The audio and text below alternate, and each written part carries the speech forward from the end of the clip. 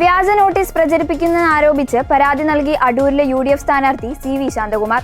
ലഘുരേഖ വിതരണം ചെയ്തതുമായി ബന്ധപ്പെട്ട് 4 പേരെ പോലീസ് കസ്റ്റഡിയിലെടുത്തിരുന്നു.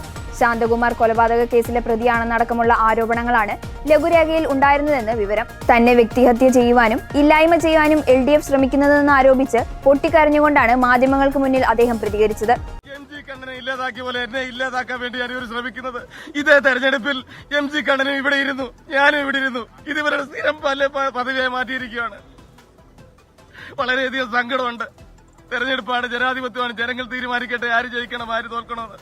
ഞാൻ അതിനെ അംഗീകരിക്കുന്ന ആളാണ്. ഈ വിഷയത്തിൽ എവിടെയൊക്കെയാണ് പരാതി കൊടുത്തിരിക്കുന്നത്? ഞാൻ ഇലക്ഷൻ കമ്മീഷന് പരാതി കൊടുത്തിട്ടുണ്ട്, ജില്ലാ കളക്ടർക്ക് പരാതി കൊടുത്തിട്ടുണ്ട്, റിട്ടേണിംഗ് ഓഫീസർക്ക് പരാതി കൊടുത്തിട്ടുണ്ട്, സൈബർ സെല്ലിന് പരാതി കൊടുത്തിട്ടുണ്ട്.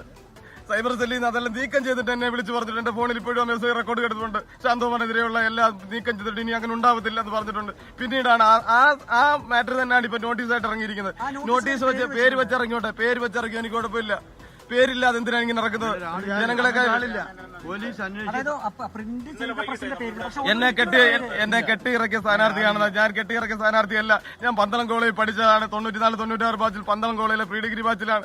എന്റെ KSUവിന്റെ വിദ്യാർത്ഥി യൂണിയൻ ഞാൻ തുടങ്ങുന്ന അവിടുന്നാണ്. എന്റെ കോന്നി ഉൾപ്പെടുന്ന എന്റെ റവന്യൂ ഡിവിഷൻ ഓഫീസ് ഈ RD ഓഫീസാണ്. തുമ്പമണ്ണിൽ ജനിച്ചതാണ്. ഈ പഞ്ചായത്ത് ഈ നിയോജകമണ്ഡലത്തിലെ തുമ്പമണ്ണാണ് ഞാൻ ജനിച്ചത്.